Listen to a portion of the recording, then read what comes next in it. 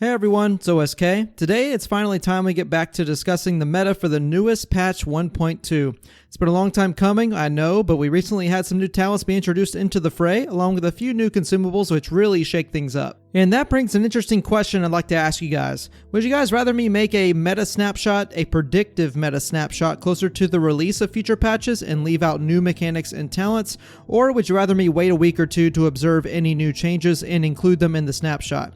Please let me know down in the comments, it's really important to me. Another note before we dive in, this list is going to apply to only the Battle Royale mode. Clash will be completely excluded. The reason being is because in a 90v9 environment and the chaos that ensues with it, really any build could theoretically work if you're skilled enough, less so in a Battle Royale with stacked squads and third-party engagements and solos. Now with that all being said, if you do like this sort of stuff, consider leaving a like on the video after we're done and subscribing to the channel. Got a lot of stuff coming out, including class guides and meta discussions, so if you like that kind of stuff, you know what to do.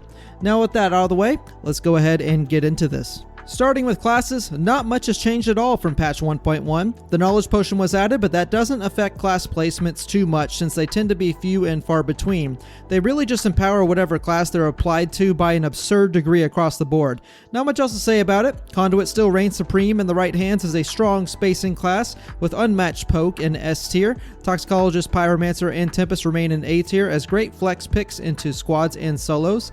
Stone Shaper will remain in B tier as a primary frontliner in squads, and Frostborn still needs some love, residing in C tier for right now. Moving on to Offhand gauntlets, again, nothing has changed from a viability perspective.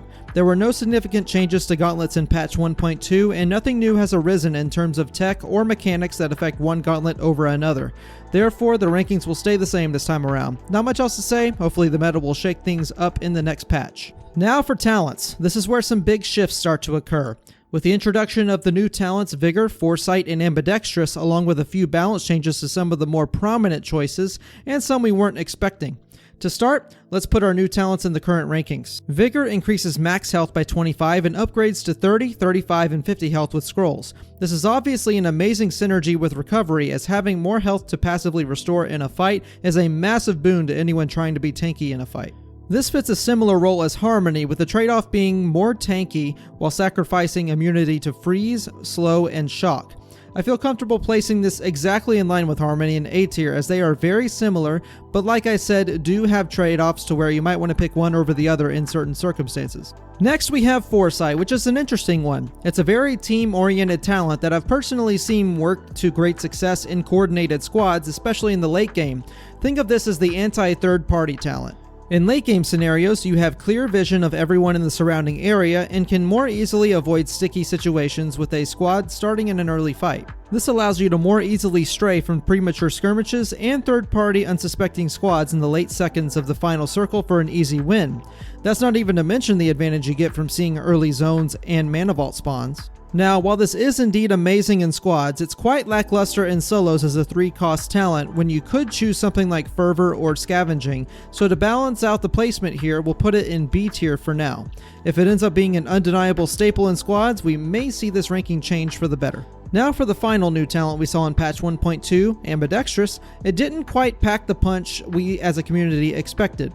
It's still decent, don't get me wrong, but the lack of changes to recovery didn't do it any favors. I still want to give this talent a fair shake because there are some amazing builds you can run with it, especially on Tempest and Conduit, but overall it's not as amazing as it could have been.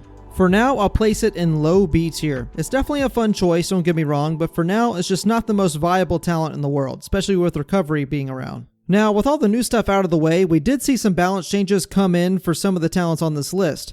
Fervor got increased to 3 cost, Escapist got flat run speed boosts, and Finder's Keepers now has the added benefit of spawning potions out of chests 25% of the time, which opens the door for some squad funneling strategies with the new knowledge potions. There were some talents that did fall short this time around, and based on their competitive usage and overall viability, this is the list I'll keep for now. We'll see if anything changes down the road. And finally, for runes, not much changed, but Shadowstep received a bit of a hidden change. Before, the rune would make you come to a sudden stop at the end of the dashing animation, but now it somewhat conserves your momentum, making the rune much smoother and a little different to use. This drastically increases the travel distance of the rune and indirectly buffs Toxicologist as well.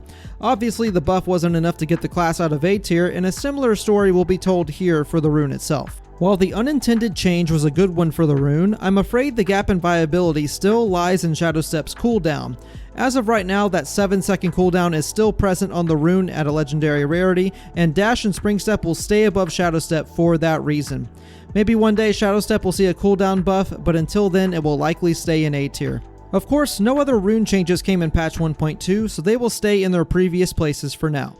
And that is your Spellbreak meta snapshot for patch 1.2. Hope you guys enjoyed the video and maybe learned a little something about the viability of some of these tools you can find in the HoloLands. Just want to mention again that this is only meant to be for the Battle Royale game mode and not Clash, just so we're on the same page.